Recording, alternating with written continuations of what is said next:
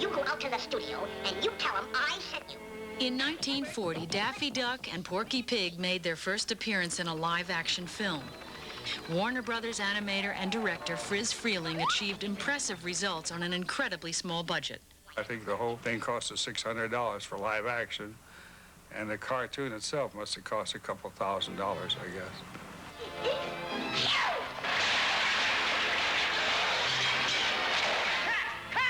Throw that guy out of here!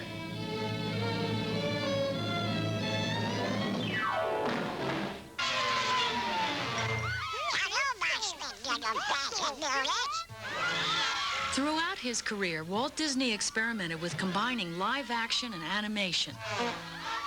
In The Three Caballeros, he expanded upon the techniques that had been used in earlier efforts, while adding the elements of color, music, and dance.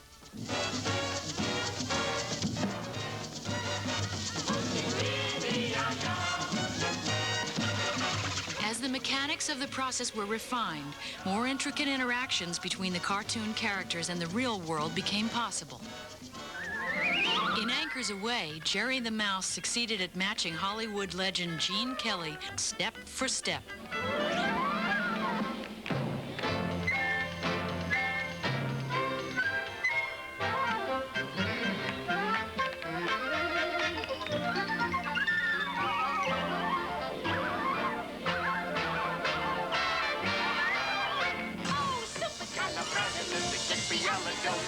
Even though the sound of it is something quite atrocious. If you say it loud enough, you'll always sound precocious.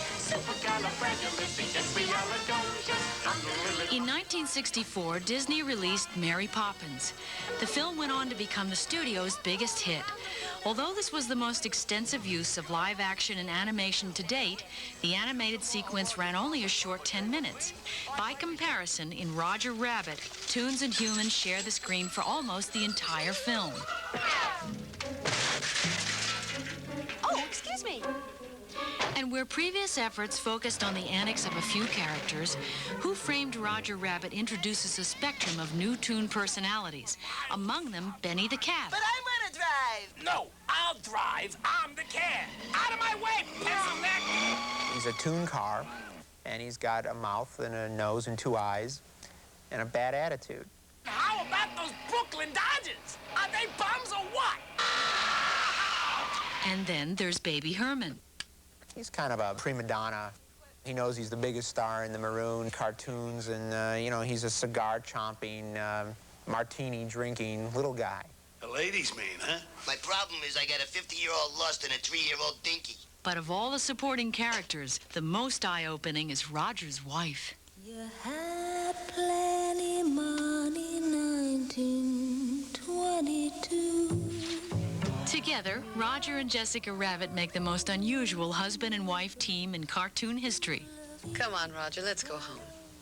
I'll bake you a carrot cake. Kathleen Turner is the voice of Jessica.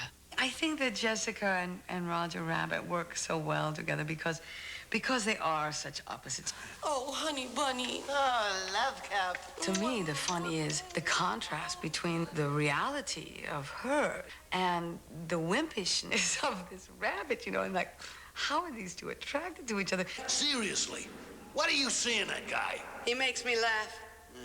What makes the best Toon romances compelling is that in them we can see much of ourselves. There's the initial rush of young love. It is love at first sight, is it not? No? The tender moments of the mature relationship. And scenes of domestic bliss. Porky Pig, shut those kids up. I'm doing the best I can, Petuna, dear. As important as romantic couples are to cartoons, equally vital is a treacherous villain. I'll huff, and I'll puff, and I'll blow your house in.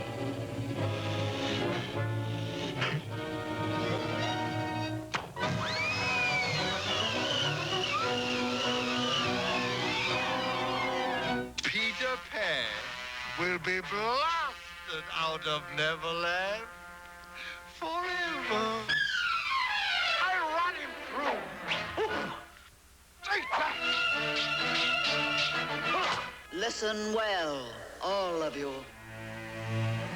The before the sun sets on her 16th birthday, she shall prick her finger on the spindle of a spinning wheel and die. Oh, no.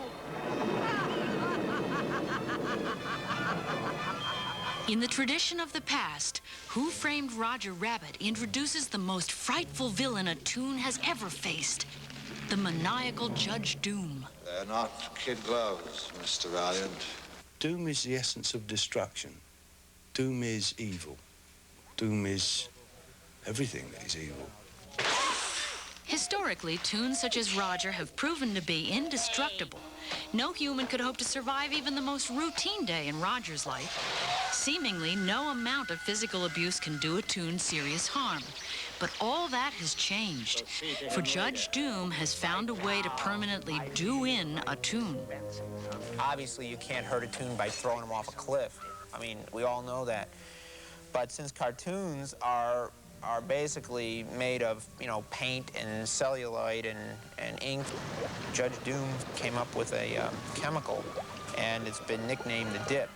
With this mixture of turpentine and other deadly chemicals, Doom has a ghastly weapon with which he can literally melt Roger into oblivion. There'd be nothing left but an oily paint slick. It's rough, and it's not pretty. Oh, my God, it's dead! In the tradition of toon heroes of the past, it's Roger Rabbit to the rescue. Yes, it's me, my dearest. I'd love to embrace you, but first, I have to satisfy my sense of moral outrage. Gun down, you buck-toothed fool! That's it, Doom. We toons may act idiotic, but we're not stupid. Coming up, how Roger Rabbit was brought to life. Stay tuned. Your pals tell you that taking drugs is fun? Get a clue. It's ugly, dangerous, and self...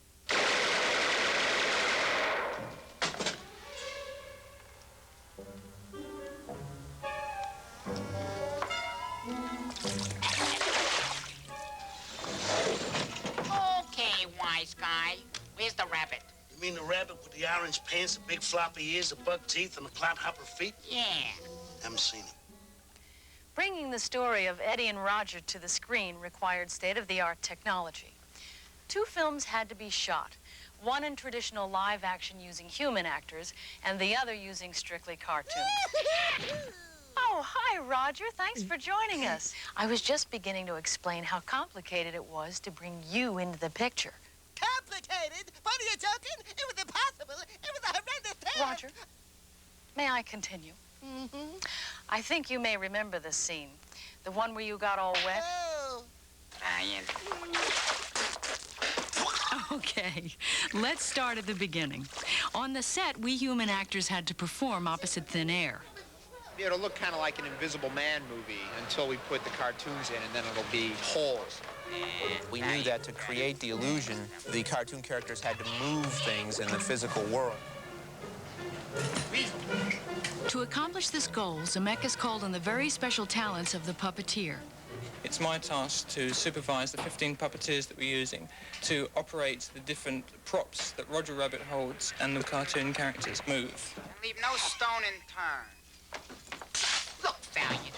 For the effect of a gun being held by the weasel, all it took was a spool of thread and the skilled hand of the puppeteer.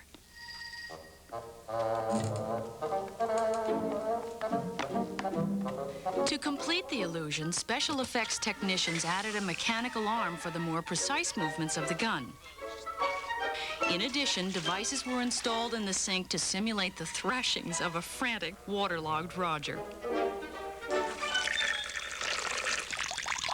Lastly, Hoskins himself operated the handcuffs with slight movements of his wrist.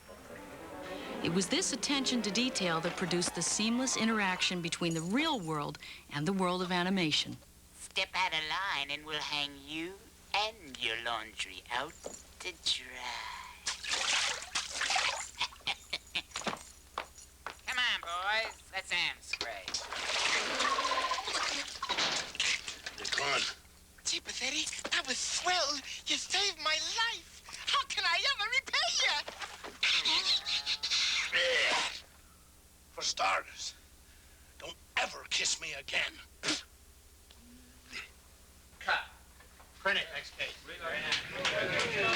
But even more crucial than the technology was the ability of Bob Hoskins to relate to his invisible co-stars as though they were actually there.